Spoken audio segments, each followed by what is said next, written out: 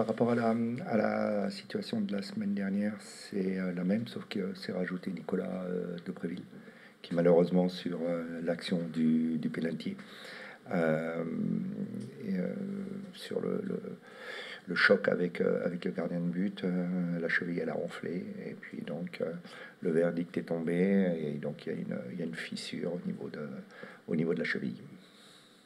Ce qui signifie que sa saison est compromise. Non, non, peut-être pas Ouais. jusque-là, mais ça fait une longue absence. Mais bon, pour l'instant, c'est un peu difficile de dire le nombre de semaines. Et on verra au fur et à mesure comment ça va, le trait de fracture va se consolider. C'est vraiment pas de bol, c'est un peu des. Ouais, c'est vrai que c'est vraiment une saison noire pour lui. Et, il revenait bien. On le gérait bien avec du temps de jeu progressif. Il y avait pas un seuil de fatigue.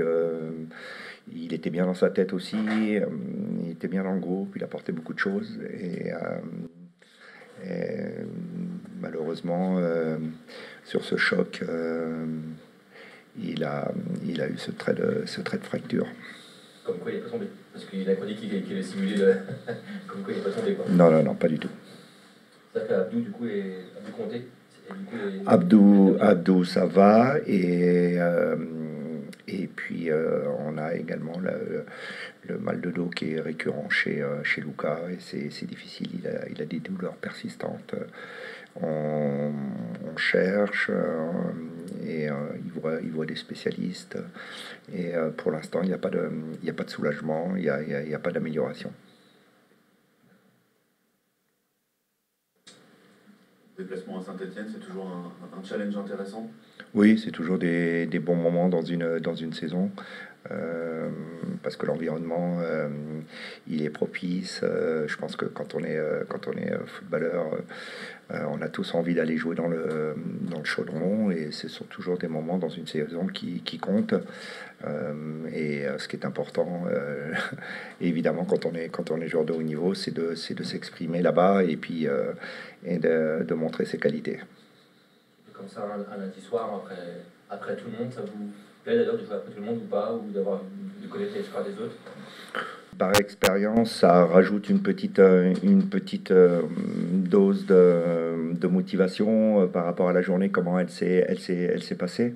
Mais ça s'arrête juste là, parce que quoi qu'il en soit, on se doit d'avoir, on a l'obligation de prendre des points. Donc, que la journée ait lieu samedi ou le lundi, nous, ça change pas grand-chose, quoi. L'image qu'a montré l'équipe, cette non-résignation finalement d'avoir encaissé ce pénalty imaginaire, c'est quelque chose de positif qui est une base pour la suite. Oui, c'est ce que j'ai dit aux joueurs depuis que je suis arrivé. J'insiste beaucoup sur la notion de caractère, de personnalité qu'il faut qu'ils développent. Elle est essentielle pour aller chercher des résultats et puis pour passer les moments difficiles, mais aussi les moments euphoriques. Et cette personnalité, ce caractère, vous m'entendez souvent parler, et c'est vrai que sur ce match-là, ce sentiment d'injustice qui a prédominé sur cette fin de match, quand on voit les garçons aller voir l'arbitre. On voit aussi que Mehdi prend un jaune là-dessus, bah, c'est très préjudiciable.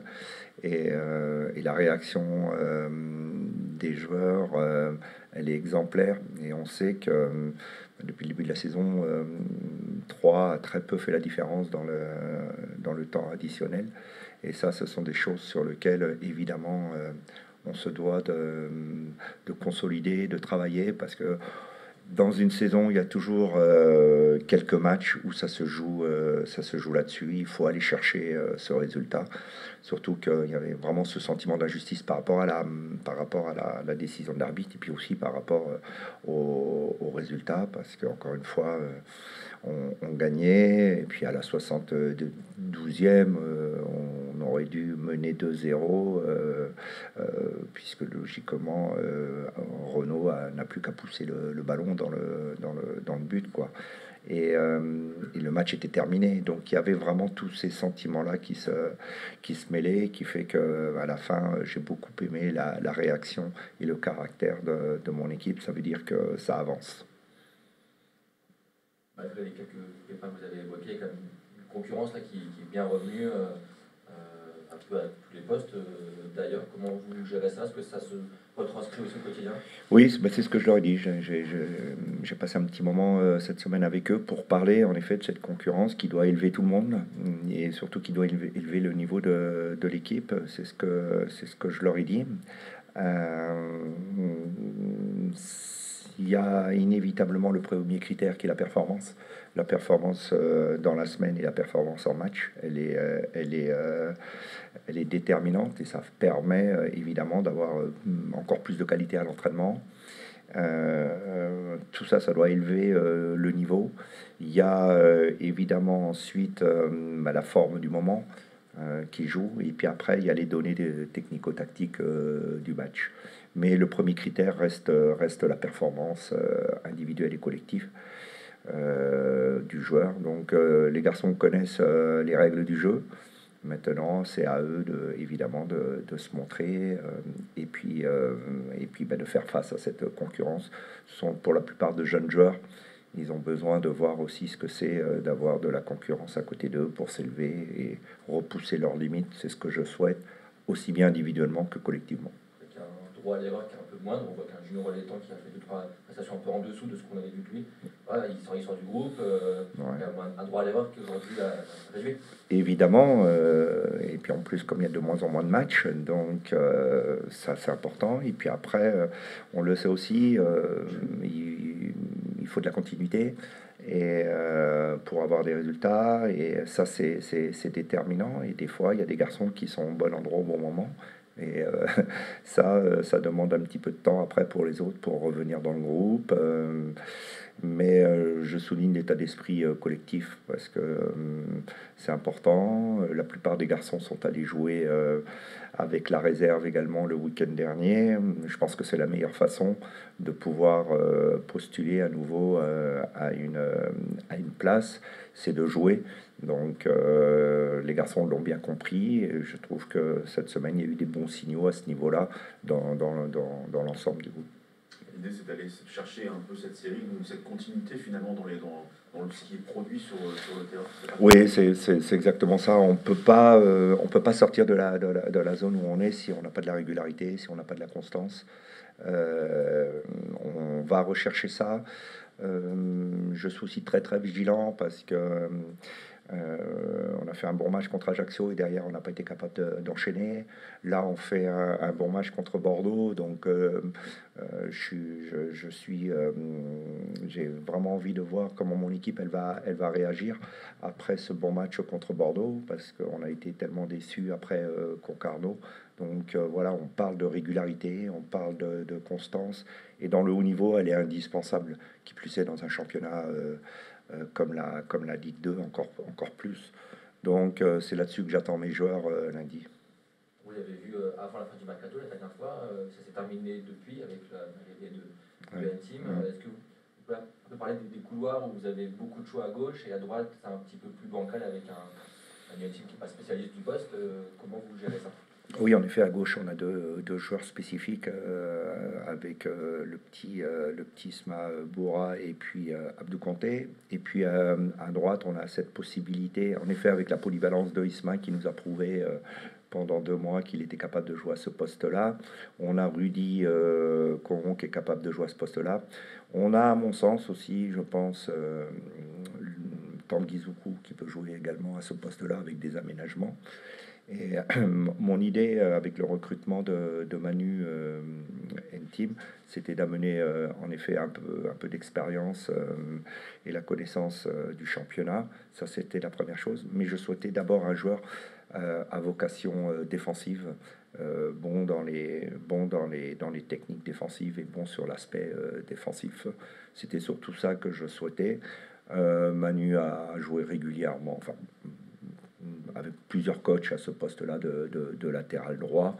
Il nous amène de suite l'aspect athlétique, l'aspect défensif, l'aspect compétition. Et puis, pardon. Voilà, c'est ça. Et puis, je pense que c'est certainement le meilleur joueur de tête de la Ligue 2. Donc, il nous amène évidemment son jeu de tête def et off, quoi, où il est aussi performant. À touche. Et si je me mets à la place d'Abdou Conté, je me dis qu'en voyant Isma, ça va pas être facile de revenir.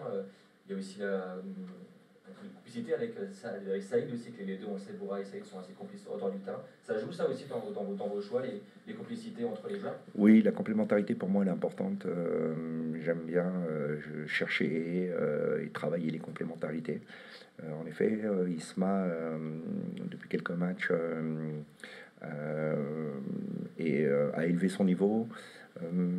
Je pense surtout qu'il a monté en termes de concentration, parce que c'est là-dessus qu'il doit beaucoup travailler. Je pense qu'il doit être aussi un peu plus pertinent dans son apport offensif. C'est complètement différent de Abdou Conté, qui lui a un gros pouvoir d'accélération et dans la partie offensive est capable de faire des différences. Il a une présence athlétique aussi qui peut être utile à l'équipe. Donc ce sont deux garçons qui, comme on vient de le dire, à mon sens, bénéficient de la concurrence pour s'élever tous les deux. Et ça, je pense que c'est important pour l'équipe.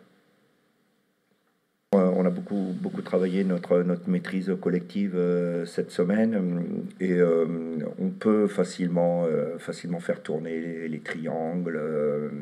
Donc ça, c'est un peu les conditions de match qui vont nous obliger à le faire. Dans un premier temps, en effet, en mettant les joueurs vraiment à leur poste, que ce soit Xavier, Youssouf ou Momo, c'est vraiment des 8 ou des relayeurs, je sais pas comment vous appelez ça. Et puis Abdou est vraiment à l'aise dans ce rôle de pointe basse, mais ça nous empêche pas de temps en temps de faire du 2-1 ou du 1-2, voire aussi du 1-3 des fois. Donc ce sera à nous un petit peu, ils le savent, on travaille selon ce qui se passe en face, et puis selon aussi un petit peu comment nous on est dans la partie, ce qu'on va demander. Ils savent que ce triangle-là, il est capable de bouger. Justement, tu t'attends à quoi en face à Saint-Étienne?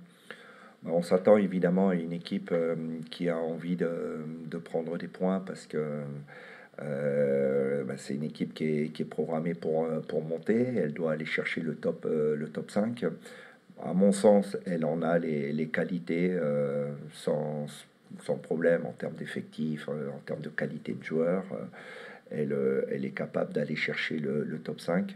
Donc elle a des joueurs qui ont connu le haut de tableau de la Ligue 2, elle a des joueurs qui ont fait des montées, elle a des joueurs qui ont connu la Ligue 1.